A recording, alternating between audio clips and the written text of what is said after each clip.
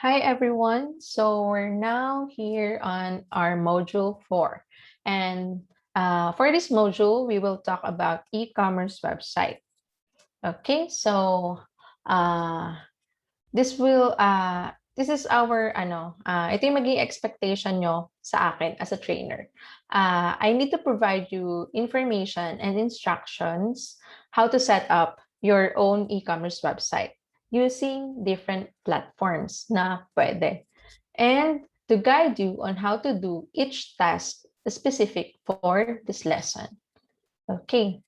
So, ang expectation ko lang din naman sa inyo is, syempre, kung may expectation sa trainer, ang expectation ko sa inyo is that you will need to be someone who's willing to learn and who's 100% yung will nila to do this. Kasi if ang mangyayari is hindi ka magpupush ng sarili mo or you will just aasa ka lang dun sa lahat ng parang spoon feeding. So hindi tayo ganun, no? Not really hindi spoon feeding, but I will need to teach you to do it on your own. Hindi yung ituturo ko sa'yo, then halos ako na yung gumawa. Ituturo ko sa'yo, then what I will teach you, i-apply mo agad. Okay? So if you have question, don't hesitate to reach out. Kasi nga, yun yung goal natin is so that if there's something along the way na na-stuck ka doon, that's something I can help you with. Ayun. Pero if iaasa mo lang lahat, then our goal is parang nami-miss yung goal natin. Yung para matuto ka talaga na gumawa ng website. Okay, so let's start. Ito yung mga topics na i-discuss natin for today about domain and hosting, the WordPress setup, security and analytics, introduction to Shopify, introduction to GrooveCart, content creation and SEO, kasama na dun yung rules and regulations, blog writing, finding blogs, SEO and analytics, and email marketing. So, kung makikita nyo, ang isa-setup lang natin is WordPress, but the rest, Shopify, GrooveCart, introduction lang. Kasi the reason why ganito yung setup ng module, the reason why we choose WordPress is if you start with WordPress, madali na sa'yo mag-setup ng Shopify and GrooveCart. So, ito talaga yun. Ito yung magiging foundation natin. Okay, so next is domain and hosting. So, nakakita na kayo ng, di ba yung websites, may address siya, yung nilalagay dito sa address toolbar. And usually, they are, ang ending nila is .net, .com. Ito yung pinaka-usual .com. And there are others like .net, .ph, .org, .tv. So, here are some example. And marami pa actually, hindi lang to.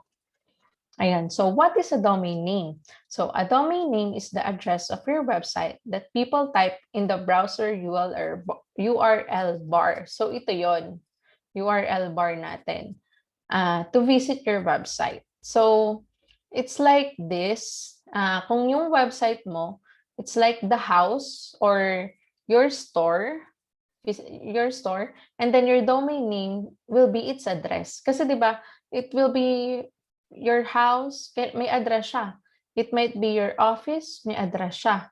It might be your store, may address siya. So, ganun si website. Whatever the purpose, ganun yung logic niya. Okay, so I can show you another example na visual naman. So, here's what it looks like. Yung house mo, ayan, yun yung website mo.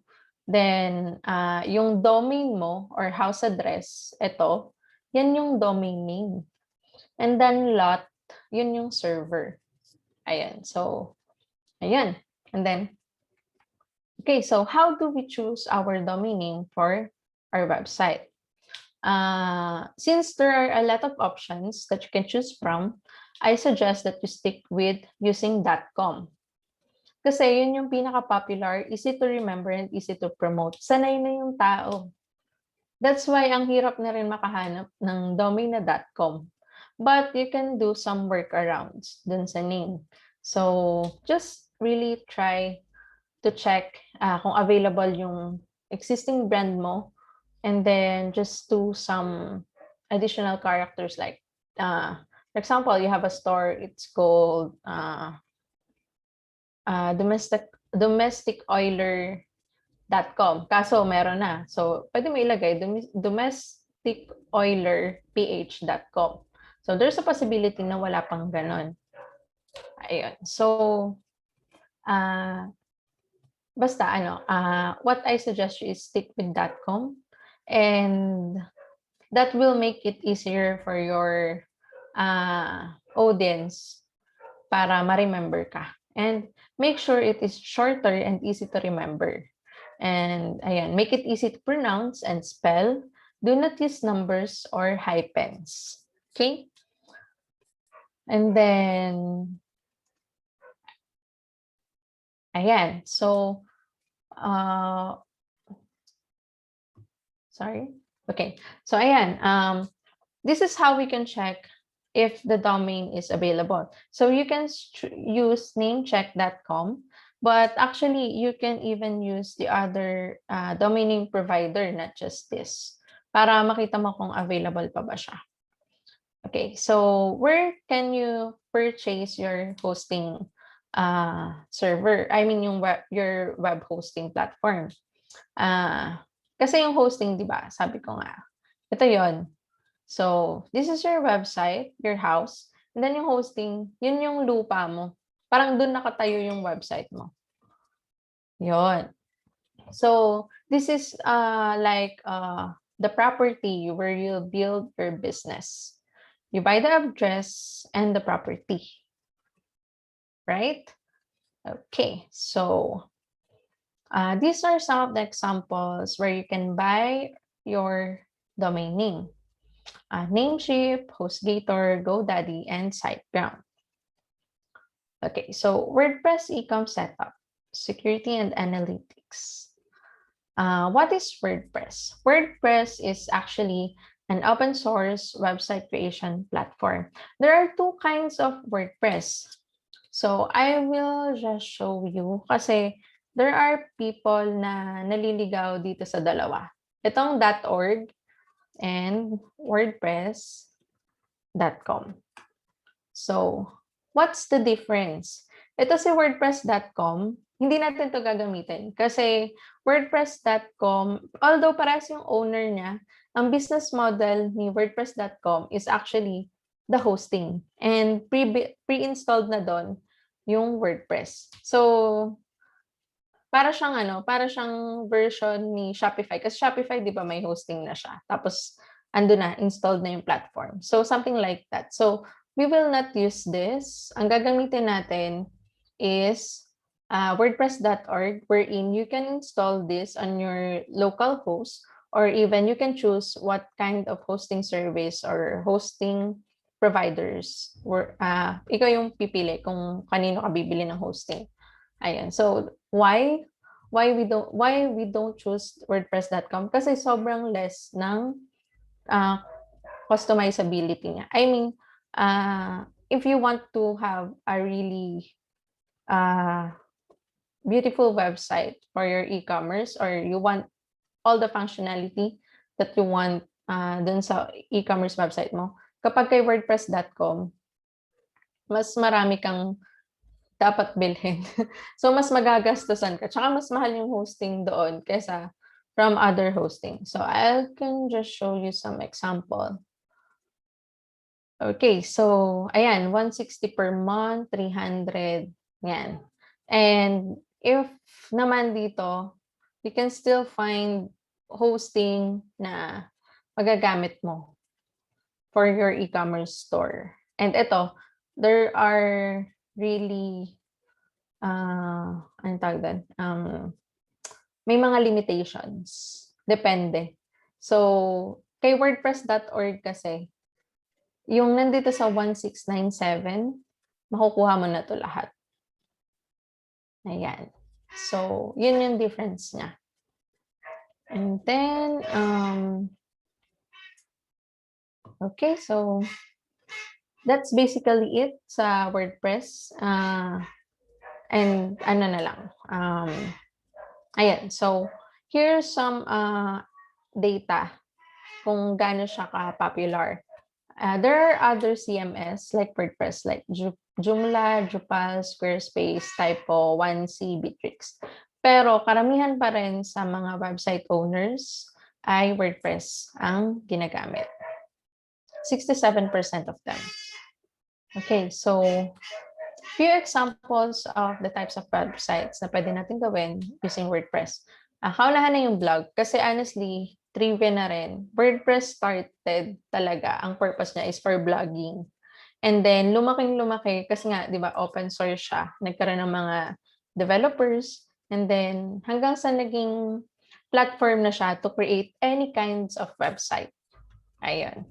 So, you can also build your e-commerce website, business website, membership website, portfolio website, forum website, event website, e-learning website, and wedding website. And actually, not just this, but actually almost everything that you can build, pwede mo siya ma-build sa WordPress. So, ganun siya ka-flexible. Okay, so WordPress as an e-commerce platform. So, for the WordPress to have an e-commerce ability, kailangan natin ng WooCommerce. So WooCommerce is a plugin for e-commerce shop functionality.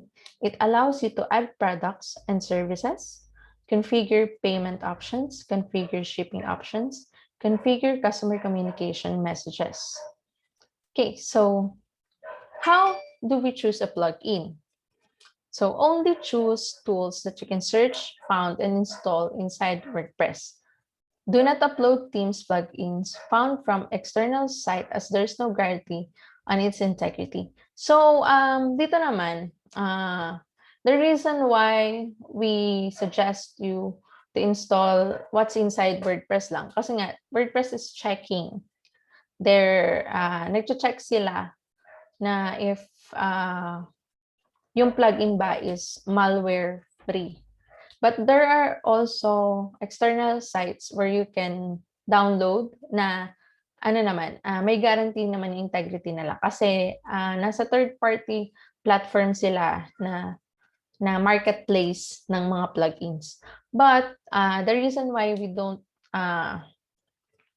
discourage you on doing that kasi we're just starting. I mean, if there are some of you who already know and knows how to check manually if the plugin is okay, then it's okay. But if not, and you're just starting, dito ka muna sa inside WordPress. Okay, so when browsing plugins to choose from, check when was the last time it was updated. So that's very important kasi if masyadong matagal na, like a year ago, there are times may mga ganong plugins. I think hindi na siya ganun I mean, it might not work with your current WordPress version or hindi siya tested or ibig sabihin yung developer hindi na rin active doon. Kasi if hindi na active yung developer, ibig sabihin wala nang support. So if something happens to your website because of that plugin, then wala na. Wala na kasing update eh. And there will be some security breach if hindi updated yung plugin. Okay, so best to choose those with highest number of users as well. And yung, maraming ang users pero, di ba? Yung reviews sobrang baba. Kasi number of users na makikita mo doon, it's actually the number of installed. Kung ilang beses na siya na-install. And there might be sometime na parang na-install, syempre kakount siya doon. Pag in-uninstall naman, hindi na siya mag-count. I mean, hindi na bababa yung number nun. That's why there are plugins na ang daming install pero ang baba ng rating. Okay, so high number of install and high reviews. So, syempre, check mo din yung ilan ba yung nag-review. Ayun. So preferred plugins are this: WooCommerce, WP All-in-One Migration, WordFence, Yoast, and Sitekit. Sitekit is actually Google Sitekit. Okay, so magkahiwalay pala tong Sitekit. Okay, so here, since sa ngayon, dumadami na yung mga e-commerce platform, like aside from WooCommerce, nagkaroon na ng Magento, OpenCart, PrestaShop, Shopify, BigCommerce, OS Commerce, ZenCart, Volution, Virtumart, and other platforms. Pinakamalaki pa rin ng percentage of website owners are using WooCommerce. Okay. So, other e-commerce website platforms. Ito na yun. Ito na yung sample doon na isa pang popular ngayon is Shopify. So, Shopify is a subscription-based software that allows anyone to set up an online store and sell their products. So, this is like yung naririnig nyo na SaaS or Software as a Service.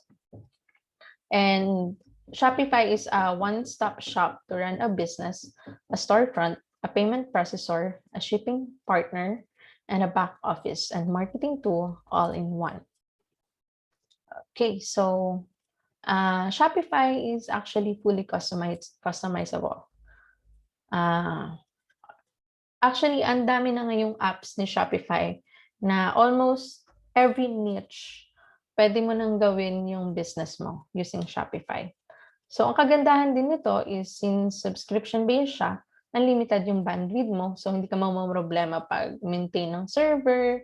Like, kasi pag nag-commerce ka, tapos biglang tumaas yung traffic mo, bigla siya hinahit niya yung limit. So, there will be times that you have to maintain the server kasi bigla siyang nagda-down kasi nahit na niya yung limit. Ayan. So, kay Shopify, yun yung kagandahan niya, unlimited yung bandwidth. So, it's okay kahit pa, kumbaga, sky is the limit. Kahit pa mag-promote ka, hindi mawawala yung store mo or hindi ka mag-worry sa server. And product inventory and customer data. Okay, so sell on new sales channel like Pinterest and Amazon. So, pwede mo siya i-connect doon. All popular payment gateways are supported. Mas marami yung payment gateways actually for me kay Shopify, especially dito sa Pilipinas. Ayan. So, multiple third-party apps for marketing and fulfillment. Kasi nga, si Shopify is built for e-commerce talaga. Ayan. So, these are samples of the plan. Meron $9 yung Shopify Lite, $9 monthly. Standard is $29. Shopify is yung Shopify lang, $79. Advanced, $299 monthly. And Shopify Plus, it depends. So, it starts with $2,000. Okay. So, yung plan naman niya, as you grow, lumalaki din. Kasi 'di ba? Kaya nga kakailanganin mo yung mas advanced. It's because your company is growing. And example, andito ka na sa advance and you're earning 7 figures per month.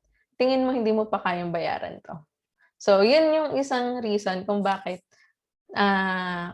parang hindi ka rin dapat matakot to use Shopify. Yes, we will all start with $9, but eventually, when your business grows or your client's business grow, ayan, masusuportahan din yung mga expenses. And, ito lang pa lang sa Shopify, aside from the subscription fee, may bawas pa sila na transaction fees. Pero, habang lumalaki yung binabayaran mo, paunti ng paunti. And, ayun. So, next.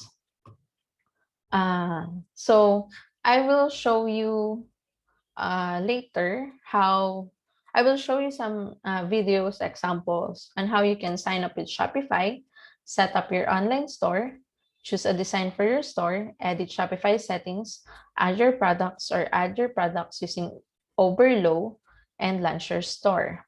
So this is just the 6 simple steps on how you can create your Shopify store and finally launch it.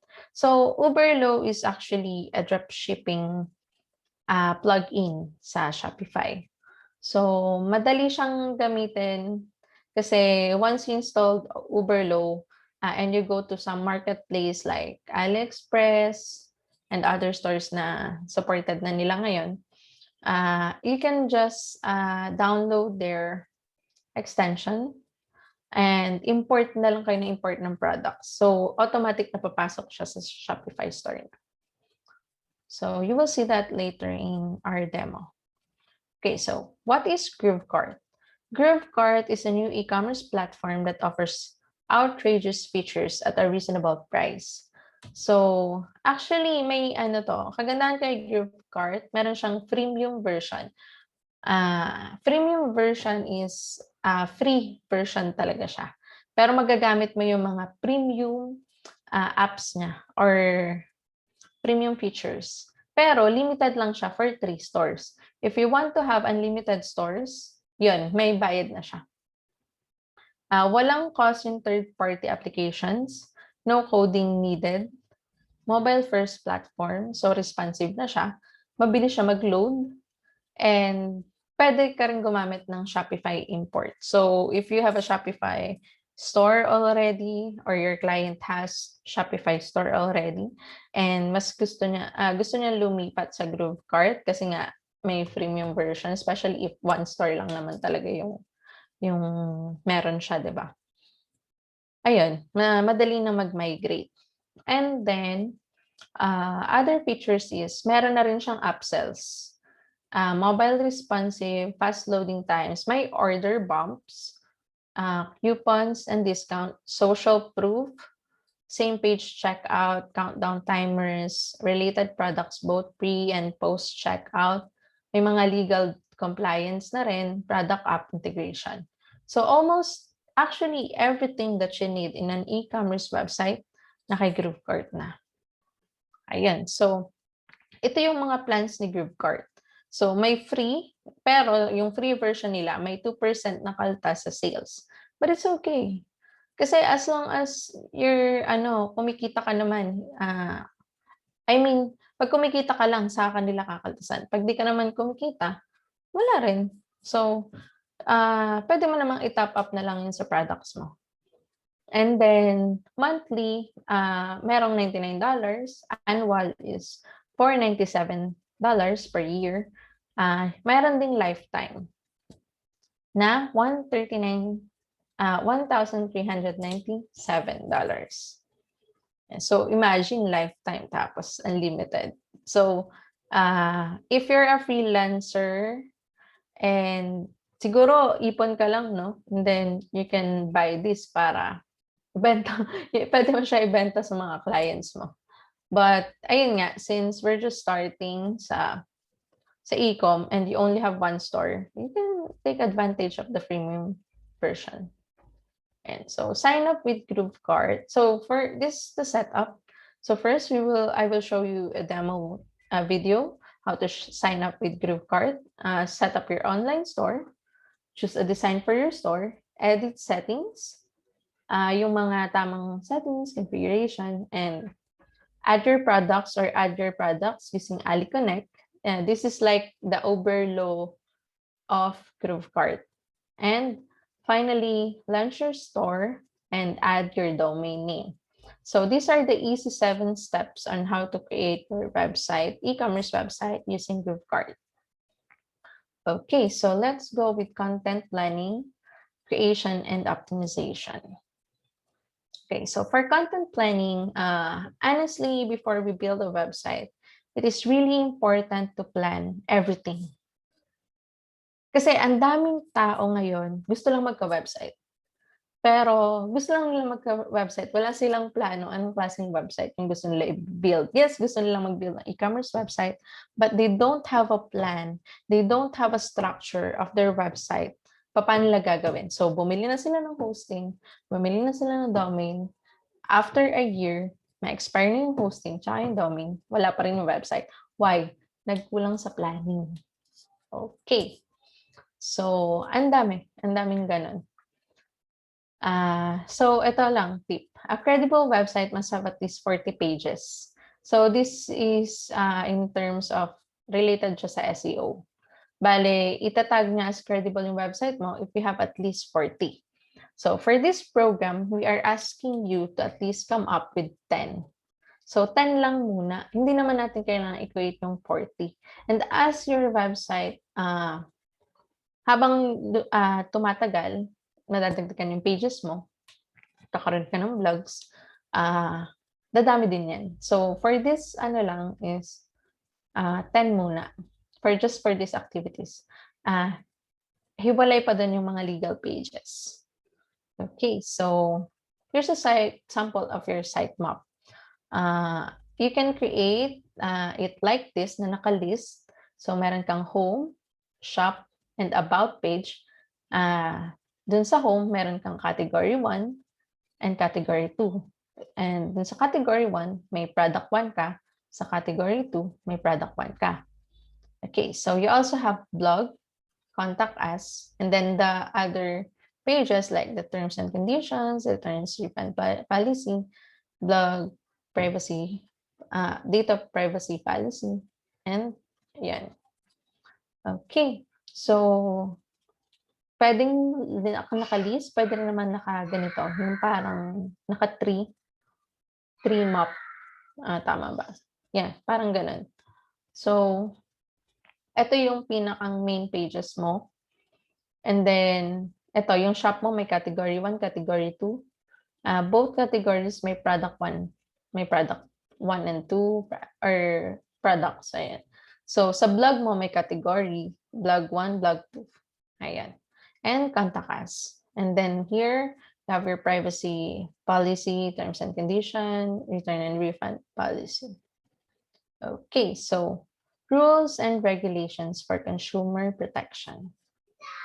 Okay, are there rules to follow when selling online?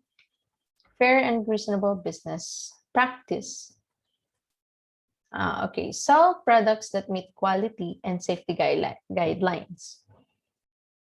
Okay, so we don't sell products na, ayun nga, hindi pa na-check ng FDA or hindi approved ng DTI to sell, etc. Ayan.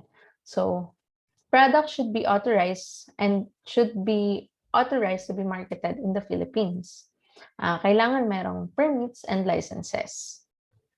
Ayan. So, refrain from engaging in any false, deceptive, and misleading advertisement. So, example na yun ito. Diba, sobrang OA ng advertisements na. This doesn't happen in real life. And even yung mga, hindi lang sa images, even sa videos, yung tipong nakikita sa TikTok, like, may nilagay na cream, tapos pinatungan ng chia seed, nawala yung blackheads. That's actually impossible. Even Bello already have, gumawa siya ng video about that. And she said na, that's not really going to happen. Okay, so doctor yun. So, I mean, di ba? We need to be careful in using ads, ads media. Ayan. So, next is disclose all information about your business identity. So, show your business registration, the name of the owners, address, contact information, and your agents. And not just actually this, but even yung sa products mo. I mean, yung brand mo mismo, i-disclose mo sa kanila yung sa products mo, lahat ng information na dapat malaman ng consumer. Kasi they have to know. Kasi they have to know that before they buy your products. Okay, so aside from the legal documents, the business itself, yan, kailangan as much as possible, you have to be transparent about the products that you're selling and about your business itself para mas mag-trust pa sa'yo yung mga buyers mo. Okay, so information about products and services must be posted. So ito na nga yun. Lahat ng information about the products and service mo, kailangan ano siya, accurate, clear, and fair. Okay, so enable consumers to make, so okay, balik tayo ng konti. So why is it kailangan na ganito? Kasi if you're not going to do this, then pwede kang pwede kang scam. Scam 'yun kasi hindi ka naging accurate dun sa product. Hindi ka naging fair, hindi ka naging clear. So, one example is this. This is actually not ethical. May flash sale ngayon si Lazada and I've seen some of sayang hindi ko na open kagad pero sige, try ko i-search. Ayan, so ito. Naging clear ba siya? Naging clear ba siya dun sa product niya? Hindi, 'di ba? I mean, there's no guarantee whether makukuha ba niya yung ganitong products na nasa photo. Ayun. So, makakuha ba ng cellphone? Ayun. Kapag tumingin ka sa reviews, honestly, there are a lot of trolls. So, parang ganun. Don't do this. I mean, don't do this to your customers kasi if ginawa ba yun sa'yo, tapos nakita mo mga cellphone, mga computer, yung magagandang gadgets, then na marireceive mo lang is yung parang ringkey, yung dinidikit sa likod ng cellphone. Tapos nagbayad ka, knowing that you will have a chance to win yung ganun. Di ba parang it's not fair. I mean, hindi siya maganda for e-commerce. Ayan. It's like, niloloko mo lang. Kasi magagalit yung customer sa'yo kasi especially if yung price ng product na binigay mo is lower than the value ng product na sinend mo. Okay. So, enable consumers to make an informed decision. Create terms and conditions, direct and other costs, delivery restrictions, payment options, exchange policy, cancellation, refunds, warranties, and keep record of information. So, you need to have these kinds of things sa website mo or sa online store mo. Even if it's just Facebook, be ready to provide this sa customer. Okay, so who owns the data you collect? So you have an online store, you get leads from your online store, their name, their email, their phone numbers, especially if they buy from you, diba? So who owns this? Actually, we have a data privacy policy to establish the trust with visitors contemplating if they want to share data with you or not. So if they agree, then it means you own the data, but only temporarily. And that is any gathered data from websites, social media, and emails, events, anything. Yan. Kahit shinare niya sa'yo yun, nag-agree siya sa terms and condition mo, sa data privacy policy mo, own mo yun, pero temporarily lang. If the client, sabihin niya sa'yo na, tanggalin mo na yung data ko dyan. So, you need to remove that. Kasi own mo yun, pero hindi siya forever. And so, yun yung limitation niya. Okay. So, sa Republic Act 10173 or Data Privacy Act of 2012, a staff or freelancer or contractor cannot keep a copy, sell, or share to others the database of their clients or MSME without explicit and documented consent. So, bawal siya. Ayun. Bawal siya. Okay. So, merchants are required to set up their own internal complaint handling system. Okay, so you should have like agents. Pwedeng makakausap talaga nila. Pwede rin namang meron ka ng ticketing system. Ayan. Wherein they can go to you, your customer can go to you for their complaints. Okay, so consumers can seek legal redress and elevate their complaint to government agencies. Okay, so they have the right to do that. Kaya, ingatan natin yung nakakollect natin na data from them. And ayan. So next is blog writing and finding blogs. Okay, so I think let's just stop in this and we'll be discussing this for tomorrow. So thank you for staying with me, and ayun, assignment nyo is yung magsa-set up tayo ng e-commerce store for this module, and then tomorrow we will discuss about this, the blog writing and finding blogs. Okay, thank you so much and see you tomorrow.